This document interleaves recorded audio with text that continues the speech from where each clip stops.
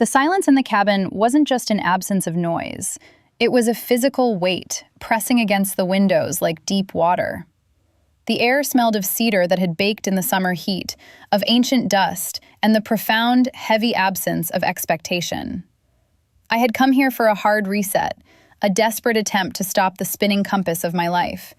I needed to be unperceived. I needed to exist without being witnessed. Then, the sound of gravel crunching under tires broke the peace, jarring and violent. It was the sound of my solitude ending before it had even begun. A car door slammed, the noise echoing across the lake like a gunshot. I had arrived only 2 hours prior, the physical act of unlocking the cabin feeling like breaking a seal on a forgotten tomb. The key had been stiff in the lock, resisting, as if the house itself was reluctant to be disturbed. Steps. 1. Unlock. 2. Breathe. 3. Disappear. That was the anatomy of my escape. I was running from a professional burnout that had left me feeling like a hollowed-out shell, and a breakup that hadn't been explosive, just a slow, agonizing erosion of intimacy that left me questioning my own reflection. I carried that weight in my shoulders, a tension that refused to unwind. Inside, the air was still, suspended in a permanent twilight. Dust motes danced in the shafts of light cutting through the blinds, swirling in a slow, hypnotic cadence. I moved through the rooms, touching the rough pine walls, the cold stone of the unlit fireplace. I needed this space to be a container for my exhaustion. I needed to be a ghost in my own life for a weekend, haunting a space where no one could ask me for a deliverable, an explanation, or a piece of my emotional bandwidth. The cabin was supposed to be my sanctuary, a place frozen in time where the demands of the world couldn't reach me. I had turned off my phone. I had severed the digital tether. I was standing in the center of the living room, simply breathing, trying to match the rhythm of my lungs to the slow lap of the water against the dock outside. I was trying to decompress, to let the silence stitch me back together. But the universe, it seemed, had other plans. The crunch of tires I heard wasn't the tentative approach of a lost tourist. It was deliberate. I moved to the window, peering through the warped glass. The vehicle sitting in the driveway was an insult to the rustic aesthetic, a sleek, dark luxury sedan that looked like it had been carved from a single block of obsidian. It gleamed against the backdrop of shedding pines and dirt. It was a machine of status and control, sitting in a place meant for shedding both. My heart hammered a frantic rhythm against my ribs. Maya had sworn the calendar was clear. "Go," she'd said. "Take the weekend. No one uses the place until July." I felt a surge of irrational anger, followed immediately by the cold wash of anxiety. I wasn't ready to be seen. I wasn't ready to put the mask back on. I watched the driver's side door open. The figure that emerged was striking, even from this distance. A long coat, structured and severe. Movements that were efficient, wasting no energy. This wasn't a casual visitor. This was someone coming to claim space. I stepped back from the window, retreating into the shadows of the kitchen, feeling like an intruder in my own sanctuary. I heard the footsteps on the porch, heavy, rhythmic, inevitable. There was no hesitation at the door.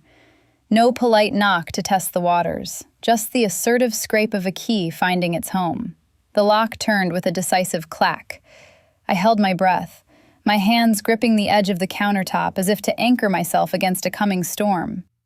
The door swung open, revealing the last person I expected to see, and the air in the room instantly changed, charged with a sudden, suffocating density. She stood framed in the doorway, a silhouette cut from the gray afternoon light, looking less like a family member visiting a vacation home and more like a structural element that had suddenly decided to assert its dominance. It was Amelia, Maya's older sister. I hadn't seen her in person in 3 years, not since Maya's 30th birthday party, where she had glided through the room like a shark in a tank of minnows, sleek, dangerous, and utterly untouchable. Here, against the backdrop of peeling varnish and faded chintz, she looked almost violently out of place. Her presence was architectural, imposing, structured, all sharp angles and expensive fabrics that seemed to reject the very atmosphere of the cabin. She didn't scream when she saw me. She didn't jump. She simply froze, her hand still on the brass doorknob, her eyes narrowing with a precision that felt like a lens focusing. I, on the other hand, felt the breath leave my lungs in a rush. My desire to be unperceived had collided head-on with the one person who had always made me feel examined. "I thought," she said, her voice cool and low, stepping into the room and closing the door behind her with a definitive click, "that the calendar was clear." "It was," I managed, my voice sounding rusty and thin in the sudden quiet. I uncrossed my arms, feeling exposed in my oversized sweater and leggings. Maya said no one was coming up until July. Amelia dropped a leather weekender bag onto the floor. The sound was heavy, a dull thud that vibrated through the floorboards. "Maya," she said, peeling off leather gloves with slow, deliberate movements, "is an optimist.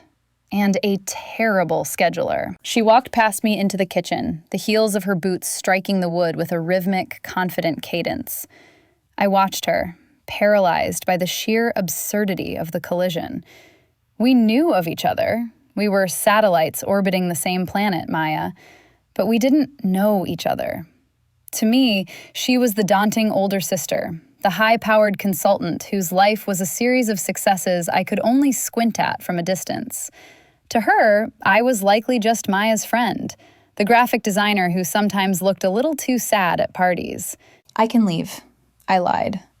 The thought of packing up, of getting back into my car and driving 3 hours back to the city, back to the noise and the expectations, made my stomach turn. Amelia turned, leaning back against the counter I had just been gripping. She looked tired. It was a subtle thing, hidden beneath the layer of professional polish, but it was there. A tightness around the eyes, a slight tremor in the hand that brushed a stray lock of dark hair from her face. "Don't be ridiculous," she said. "It's starting to sleet, and I'm not driving back down that mountain in the dark." She looked around the cabin, her gaze critical but resigned. "I'm not here to host, and I assume you're not here to be entertained." "I'm here to hide," I said, the truth slipping out before I could filter it. Her eyes snapped to mine, and for a second, the mask slipped. I saw a flash of recognition, a mirror of my own desperation. "Good," she said, turning her attention to the window where the first pellets of ice were ticking against the glass. "Because so am I." She didn't elaborate. She didn't have to. The way she held herself, with a rigid tension in her shoulders, spoke of a structure under immense strain. I had heard rumors, whispers from Maya, about a marriage that was more merger than partnership, a career that demanded blood as currency. But seeing it up close was different. She looked like someone who had been holding her breath for a decade. "There are 2 bedrooms, she stated, reclaiming her composure. "I'll take the one facing the lake. You stay where you are." It wasn't a question. It was a directive. She picked up her bag and moved toward the hallway, her presence trailing behind her like the scent of ozone after a lightning strike. I stood alone in the living room, listening to the sound of her door closing. The silence that returned wasn't the empty, healing silence I had arrived to find. It was heavy now, populated. The cabin, which had felt spacious and forgotten moments ago, suddenly felt incredibly small. The air was charged, thick with the awareness of another body, another consciousness moving behind a thin wall. My solitude was gone, replaced by a proximity that felt dangerous, unpredictable, and undeniably magnetic. We were trapped. And as the sleet began to hammer the roof in earnest, I realized with a jolt that I wasn't just afraid of her presence. I was, in a way I couldn't yet name, compelled by it. The first evening became a study in spatial awareness, a mapping of boundaries within a perimeter that had suddenly shrunk to the size of a galley kitchen. The space was unforgiving, a narrow corridor of pine and laminate designed for a solitary fisherman to heat up a can of soup, not for two people to navigate the complex, improvised choreography of a meal. Amelia, however, had emerged from her room transformed. The severe coat was gone, replaced by a cashmere sweater the color of oatmeal that looked impossibly soft, the sleeves pushed up to reveal forearms that were surprisingly capable. She had taken stock of the pantry with the ruthless efficiency of a forensic accountant and decided, unilaterally, that we were making risotto. "It demands attention," she had said, locating a bag of arborio rice I hadn't even known was there. "It stops you from thinking about the past. You have to be present for the rice." So we moved in the tight space, a dance of necessity. I was relegated to chopping, onions, garlic, a few distinct vegetables we had scavenged, while she managed the broth and the pan. The air grew heavy, layering the scent of sautéing shallots and white wine over the cabin's permanent musk of dust. It was domestic, strangely so, but with a jagged edge. Every time I turned to the sink to rinse a knife, she would be turning to the fridge, and we would have to perform a silent, awkward slide to avoid collision. "Behind," she would murmur, a chef's warning. But in the quiet cabin, it sounded intimate, a low vibration against the back of my neck that made the hair on my arm stand up. There was a moment where the choreography failed. I turned too quickly with a handful of parsley, and she was right there, reaching for the pepper grinder. My hip bumped hers, a solid, jarring contact. I flinched back, murmuring an apology, but she didn't pull away immediately. For a fraction of a second, she held her ground, her eyes dropping to my hands, then up to my face. The heat from the stove was radiating behind her, but the heat coming off her body felt different, sharper, more specific. My arm brushed hers, skin against cashmere, and the friction sent a static shock through me that had nothing to do with the dry air. I could smell her perfume now, sandalwood and something sharper, like rain on hot pavement. "Careful," she said, but the word lacked its usual bite. Her voice was softer, stripped of the boardroom armor she wore like a second skin. We ate at the small wooden table near the window, the darkness outside pressing against the glass like a physical force. The sleet had turned to a steady, heavy rain that drummed a relentless rhythm on the roof. The meal was simple, but perfect. Creamy, rich, the kind of comfort food that settles deep in your bones. The wine she had brought was dark and complex, looping around my tongue. "Maya thinks you're happy," I said.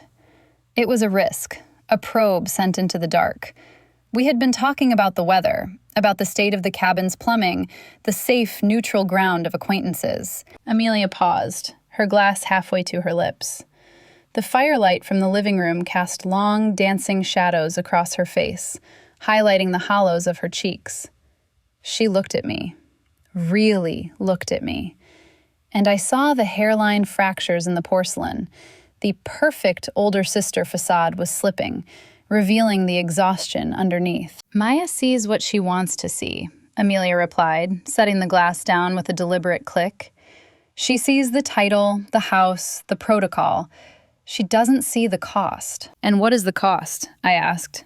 The wine had made me brave, or perhaps it was just the isolation. In this cabin, the rules of the outside world felt distant, suspended. Amelia leaned forward, resting her chin on her hand. Her gaze was unflinching, heavy. It wasn't the critical scan of a sister judging her sibling's friend anymore. It was searching. "The cost is that you forget what it feels like to want something just for yourself. You become a function, an asset to be managed." She traced the rim of her wineglass with a long, unadorned finger. "When was the last time you did something simply because you wanted to? Not because you needed to escape or because it was expected, but because you felt a pull." The question hung in the air, vibrating. I watched her finger circle the glass, mesmerizing. "I don't remember," I admitted. "Neither do I," she said softly. The silence that followed wasn't empty. It was filled with the sudden, sharp realization that we were both starving in different ways.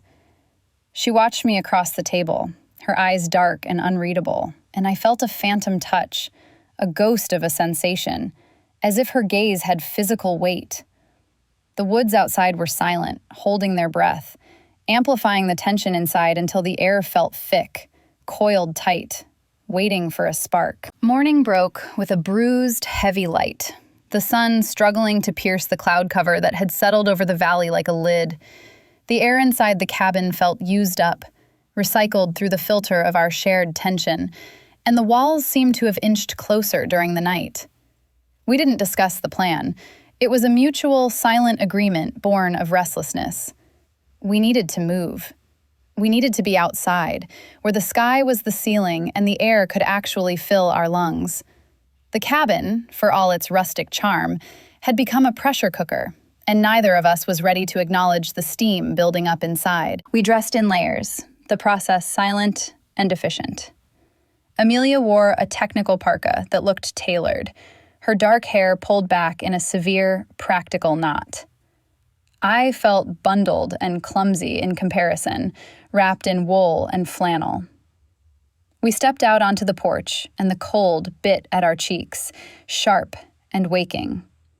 The lake was a sheet of gunmetal gray, perfectly still, mirroring the overcast sky so seamlessly that it was hard to tell where the water ended and the horizon began. We started walking the perimeter, a narrow deer trail that hugged the shoreline.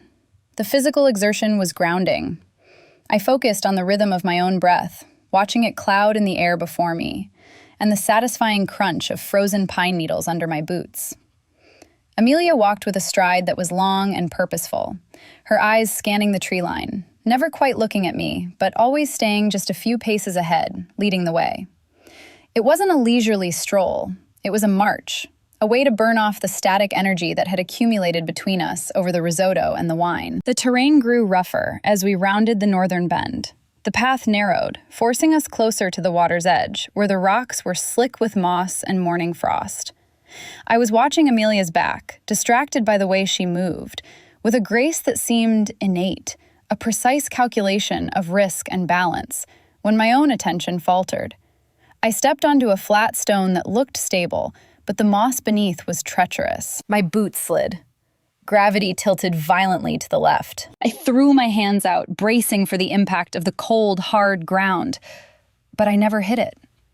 A hand shot out, clamping onto my upper arm with a grip that was shocking in its strength. It wasn't a frantic grab.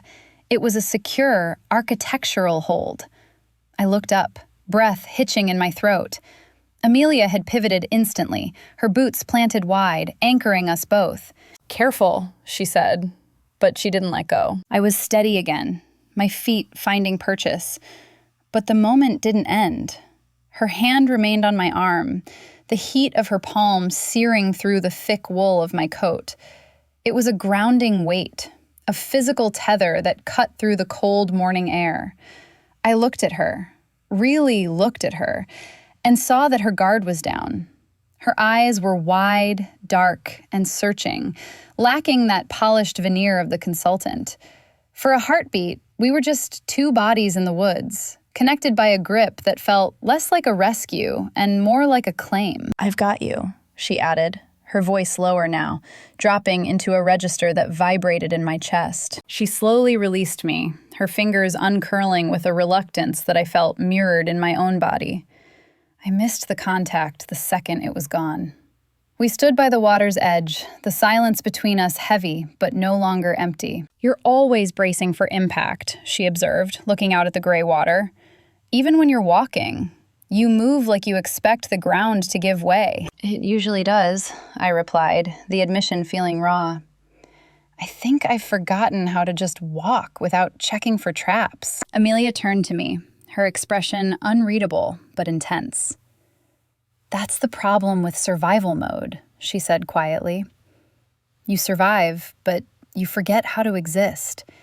You forget that sometimes the ground holds." The walk back to the cabin was quieter, but the quality of the silence had shifted again. The distance between us, physically and emotionally, had shrunk. The air around us felt charged, the gray light suddenly vivid, and every time our arms brushed against each other on the narrow path, it felt like a promise. The storm didn't arrive with a polite knock. It crashed against the valley like a heavy wave breaking on rock. By mid-afternoon, the heavy gray light that had accompanied our walk had curdled into a bruised, violent purple. The wind picked up, stripping the last of the dead leaves from the oaks, and then the rain began. Not a drizzle, but a deluge that hammered against the roof shingles with a deafening industrial rhythm.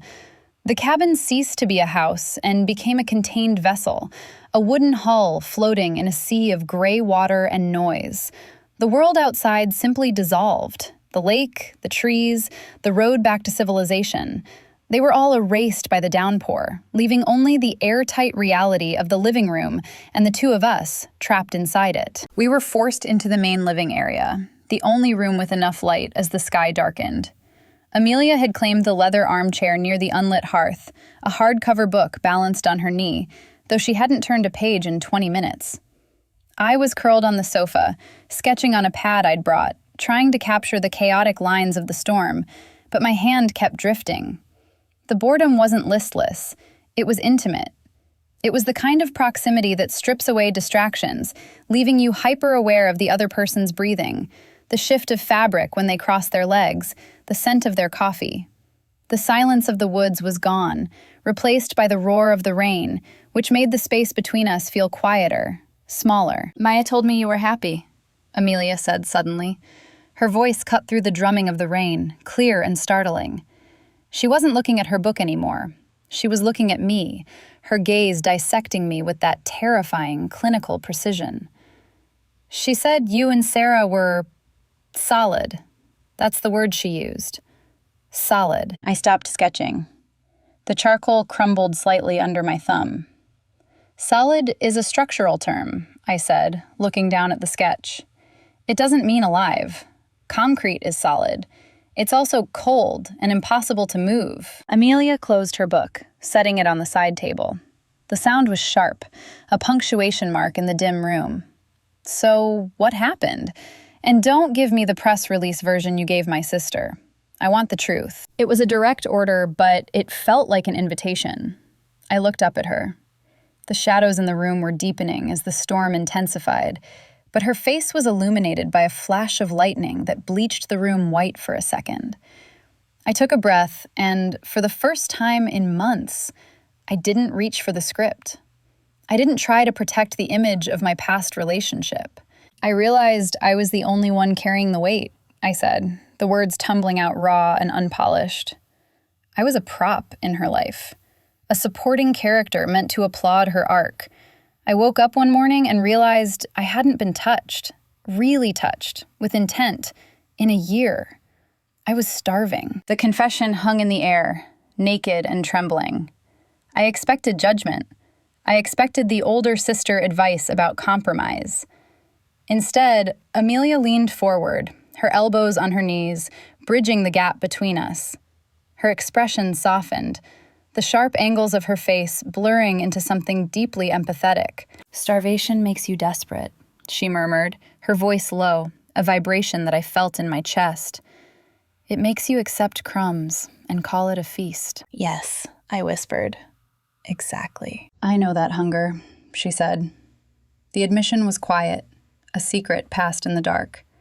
It was a suture, stitching us together, two wounded things recognizing the same scar tissue. The air between us thickened, suddenly charged with a sudden, undeniable pull. Then, the sky outside ripped open. A crack of thunder shook the floorboards beneath our feet, a physical blow that rattled the window panes.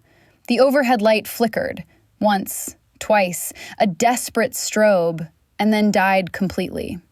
The hum of the refrigerator cut out instantly. We were plunged into a sudden, absolute gray shadow, the cabin stripped of its modern defenses, leaving us in a darkness that felt less like an ending and more like a dangerous, thrilling beginning. The silence that followed the loss of power was profound. A sudden vacuum where the hum of modern life had been. It lasted only a moment before the cold began to assert itself. Without the electric baseboards fighting back the damp chill of the storm, the temperature in the cabin began to plummet with alarming speed. It wasn't just a drop in degrees. It was a physical intrusion. the raw, wet breath of the lake seeping through the floorboards.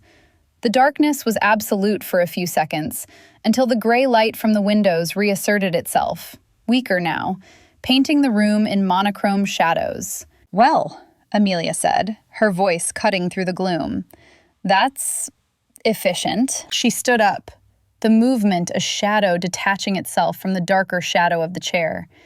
Even in the dim light, I could see the tension in her posture shift from emotional to practical. The vulnerability of our conversation was shelved, replaced by the immediate necessity of heat. "The wood bin is full," she noted, moving toward the stone hearth that dominated the far wall. "We need a fire." It wasn't a suggestion.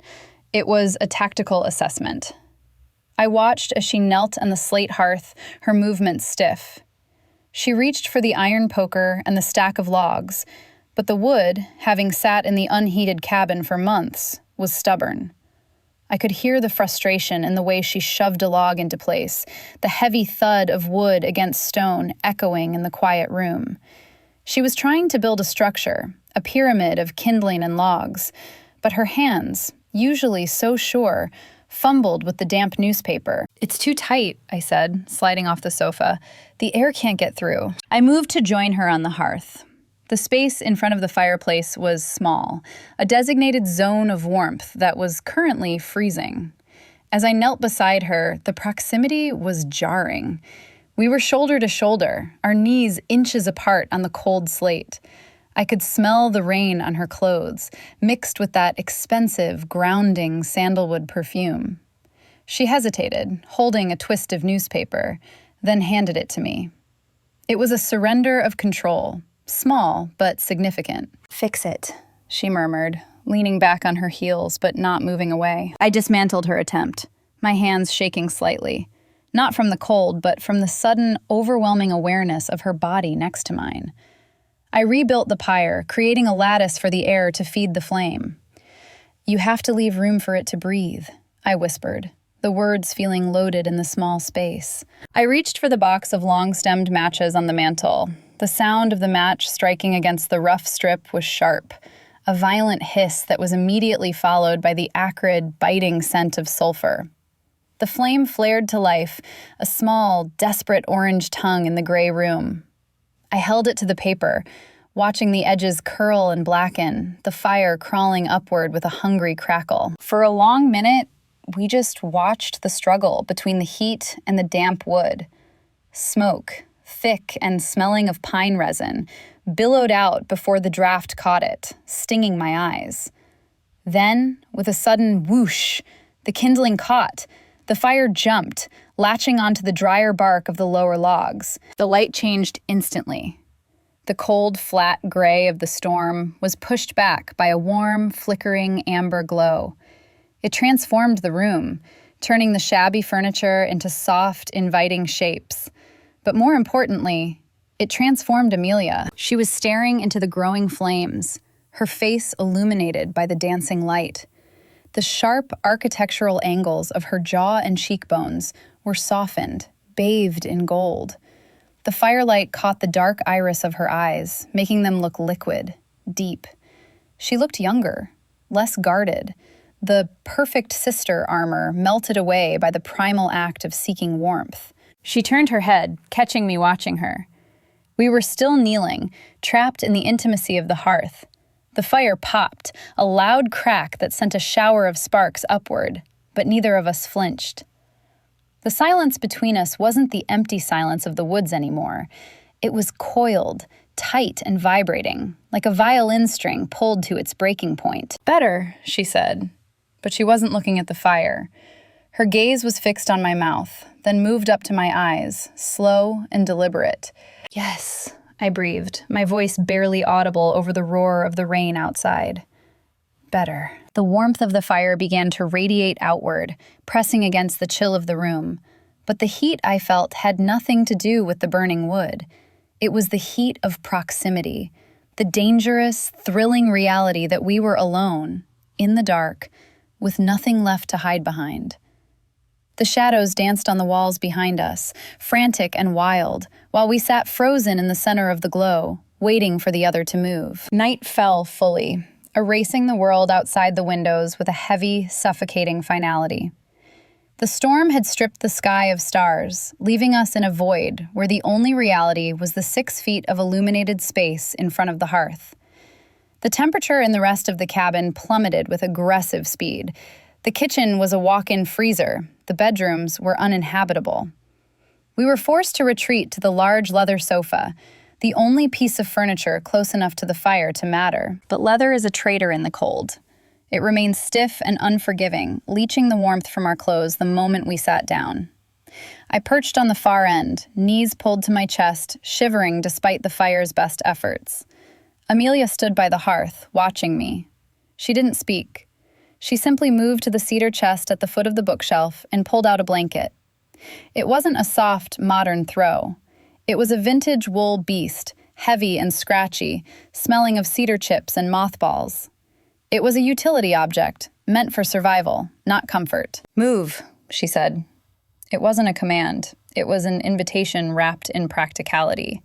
She sat back down, not at her end, but in the middle. She opened the heavy wool like a wing. I hesitated. The implications of sliding under that blanket with her were screaming in the quiet room. It was crossed lines. It was Maya's sister. It was a terrible idea. But the cold was biting through my sweater, and the heat radiating from her body was a siren song I couldn't ignore. I shifted, sliding across the cold leather until I was next to her. She dropped the wool over us, tucking the edges in around my shoulders, then hers. The effect was instant. We were sealed in. The blanket created a microclimate, trapping our body heat and the scent of the wood smoke. But it also forced a proximity that was dizzying. To fit under the wool, we had to be close. My thigh pressed against hers, a long line of contact from hip to knee. It was electric. Not a spark, but a hum. A steady, low-frequency vibration that traveled straight up my spine. I could feel the density of her muscle, the solid reality of her leg against mine. I tried to hold my breath, to keep my body rigid, to pretend this was just a tactical necessity. "Relax," Amelia whispered. Her voice was right at my ear, low and textured like rough silk. "You're vibrating." "I'm cold," I lied. "You're not cold," she countered, her voice dropping an octave. "You're terrified." She shifted beneath the wool, and her arm brushed mine. She didn't pull away. Instead, she settled, leaning slightly into me.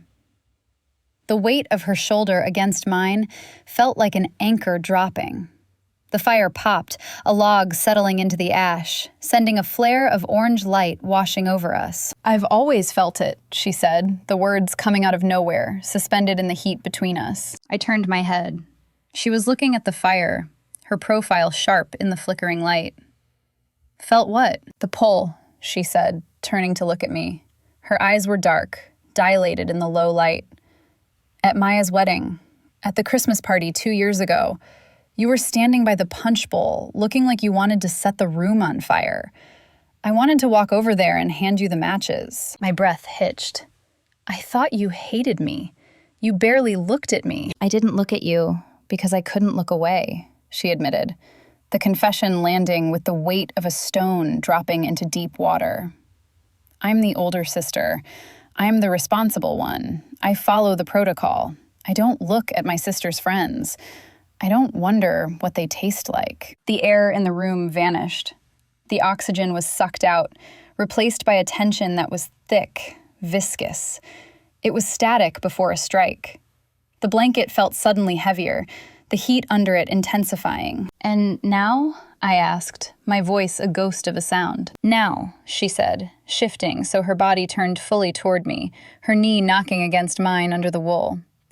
"We're in a cabin in the middle of nowhere.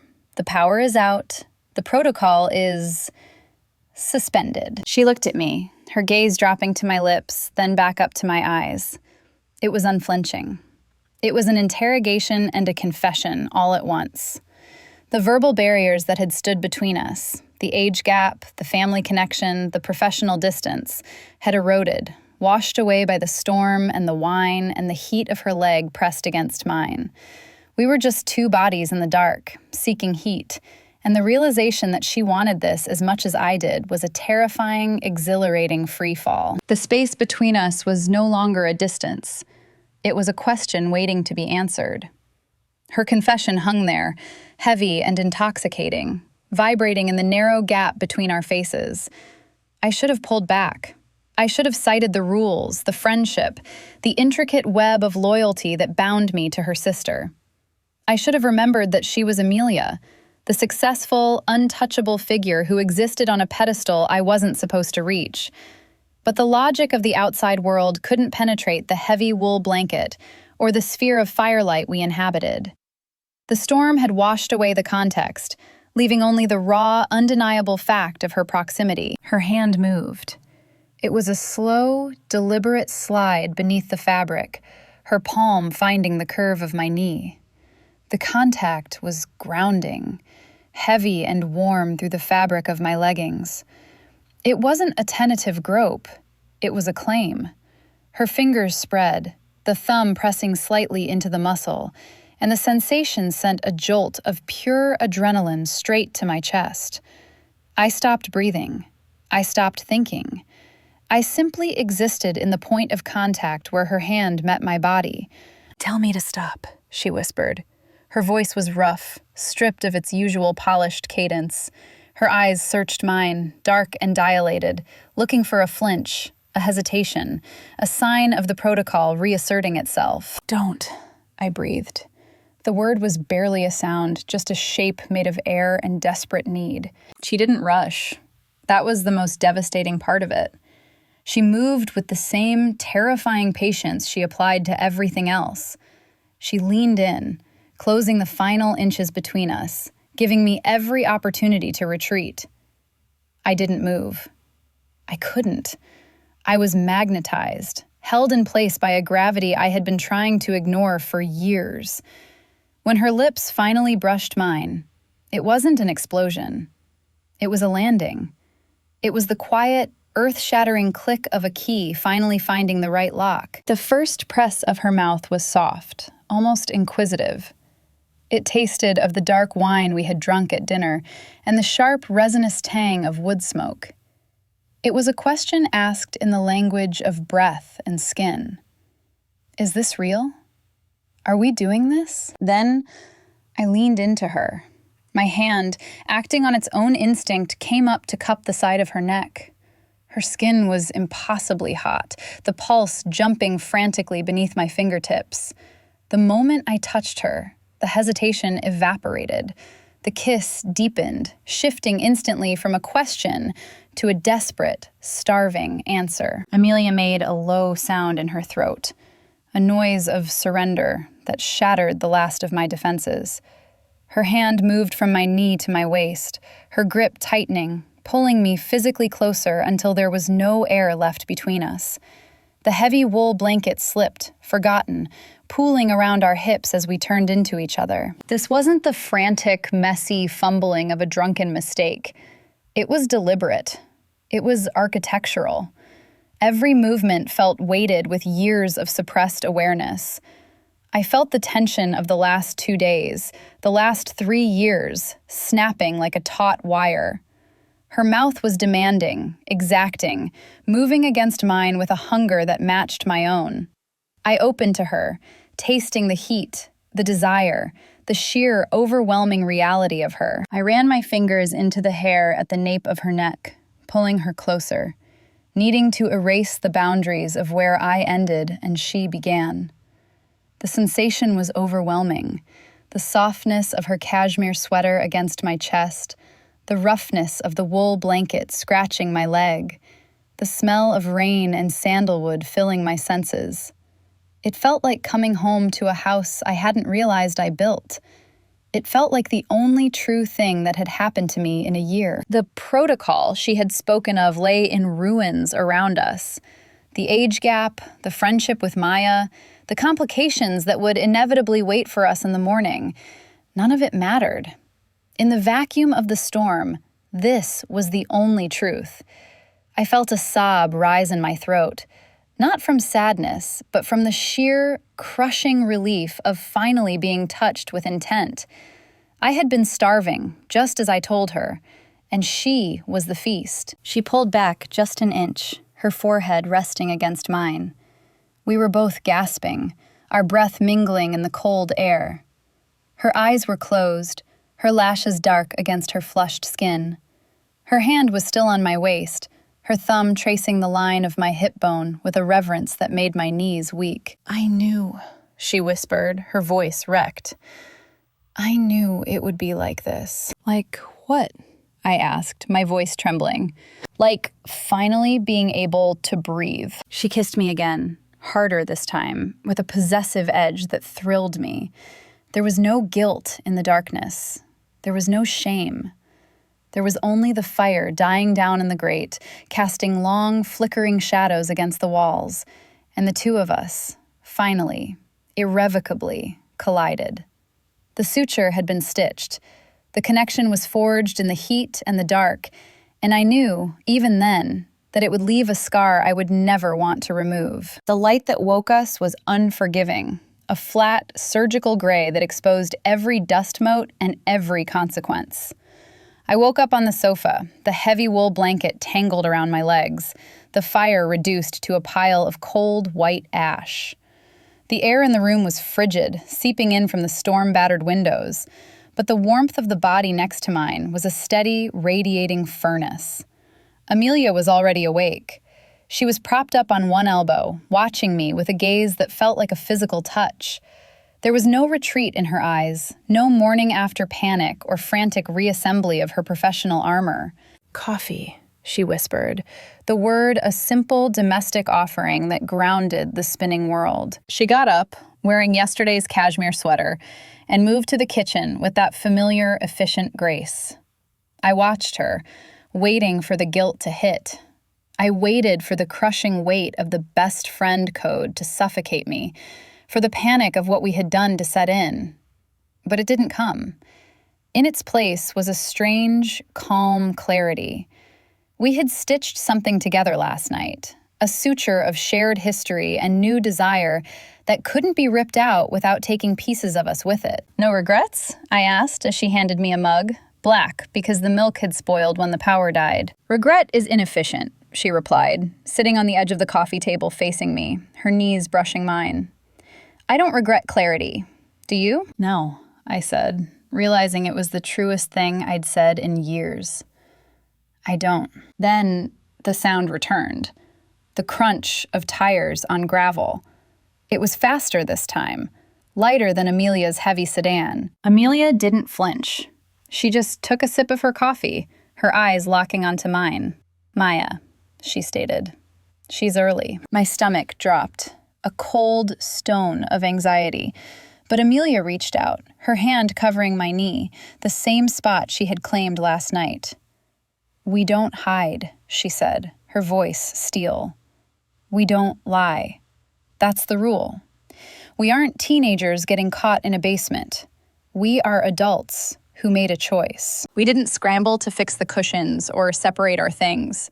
When the door flew open, bringing a gust of wet, pine-scented air, we were sitting at the small kitchen table, side by side, aligned like two magnets that had finally snapped shut. "Surprise!" Maya's voice was bright, manic with energy. She breezed in, carrying a bag of bagels and a bottle of champagne. "I finished the project early and thought I'd save you two from the..." She stopped. She looked at me. Then she looked at Amelia. She looked at the charged air between us, the way our bodies leaned toward each other, the intimacy of the shared silence. "Why is it so weird in here?" Maya asked, her smile faltering, the bag of bagels lowering slowly to the counter.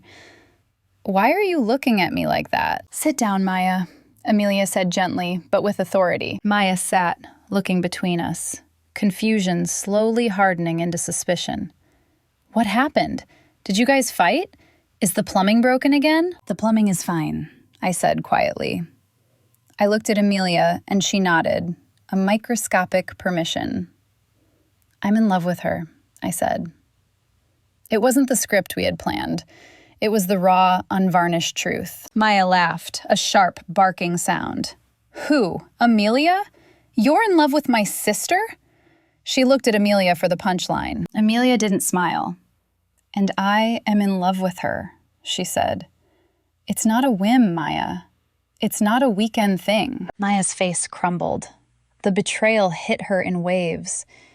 You're my best friend," she whispered to me, her voice trembling. Then she turned to Amelia, voice rising. "And you're the responsible one. You're the older sister. You don't do this.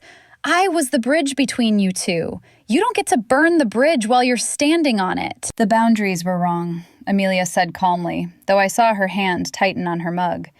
"We didn't plan this, but we aren't going to pretend it didn't happen to make you comfortable." The confrontation was messy. There were tears. There were accusations of selfishness. Maya stormed out to the porch, pacing in the cold, unable to look at us. But we didn't chase her to apologize for the truth. We stayed at the table, weathering the storm we had created. When Maya finally left, driving away with a spray of gravel, the silence that returned wasn't empty.